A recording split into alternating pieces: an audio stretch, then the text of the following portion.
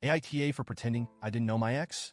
I'm 29F, and if I had to describe myself, I'd probably say I'm the invisible woman. Not in a tragic way, but I'm the kind of person who tends to fade into the background. I'm a bit on the bigger side, which people politely call curvy or plus-sized, but I'm not exactly proud of it. I've always been the friend guys look through to see the girl behind me, the one who gives the good advice, but isn't the one anyone actually wants to date. That was until I met Shane.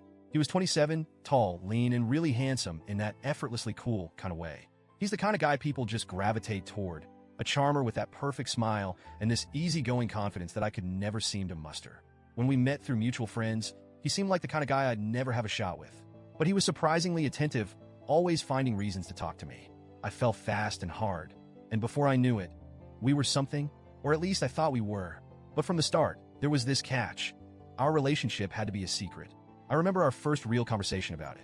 We were lying in my bed, just talking about our lives, dreams, and random nonsense. And I asked if he'd ever want to go public. He looked at me, then away, then back, and said, "I'm not ready. It's just a personal thing." And because I was scared of losing him, I didn't press. I didn't even tell my best friend, Sarah, because deep down, I feared what people would say. I feared they'd look at us and wonder why he was with me. So I kept quiet, convincing myself it was temporary, that things would change. For 2 years, that was our routine. Shane would come over when he could, spend the night, and we'd act like we were together, but only behind closed doors. Eventually, he even moved in with me. I took that as a sign that we were progressing, like I was finally someone worth loving openly. Every day, I held out hope that one day he'd see me differently, that he'd want me for all the world to see too. Then one day, after nearly 2 years, I came home from work to find his things gone. His clothes, his toothbrush, that ugly mug he insisted on using every morning, it was all gone. Just like that, without a word, he ghosted me. I tried to call him, and that's when I found out he'd blocked my number, blocked me on every social media platform.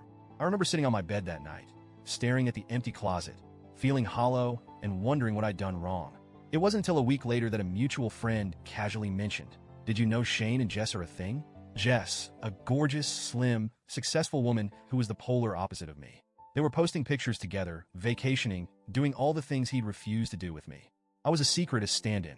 I was his backup until he found someone he deemed worth it. That realization wrecked me in ways I can't fully explain. But what could I do?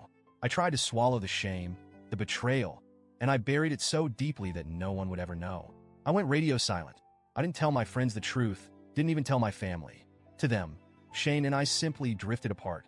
The shame of it all was too much. How could I explain that I'd let myself be used and discarded like I was nothing? And worst of all, how could I tell anyone I'd willingly let myself be treated like this? I didn't speak to Shane for a year.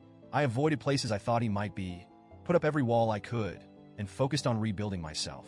It wasn't easy, and I'd be lying if I said I didn't still have days where I questioned my worth. I tried to tell myself I'd moved on. But then, a few weeks ago, I heard that Shane was supposed to marry Jess, but that the wedding was off because Jess had cheated on him.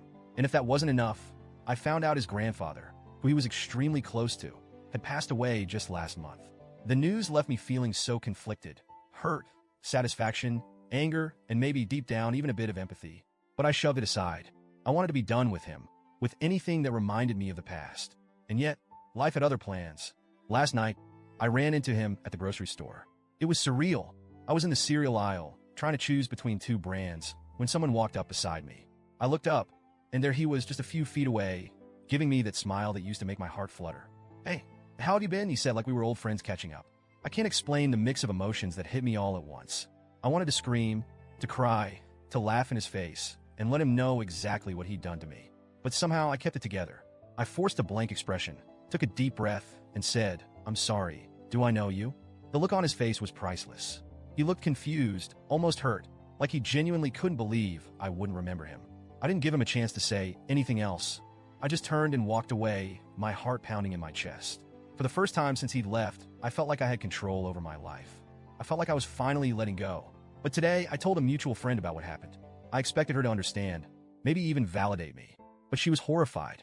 She said I was being cruel and heartless, especially considering Shane's been through so much recently. That he just lost his grandfather, that his fiancée had cheated on him, and now he was going through a really tough time. She said I should have been kinder, or at least acknowledged him.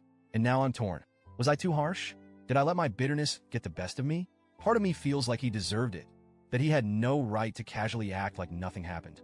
But another part of me wonders if I was the villain in that moment, If I was petty for ignoring his pain just because he hurt me, I keep replaying it over and over, wondering if I should have been better, if maybe it was time to forgive and move on.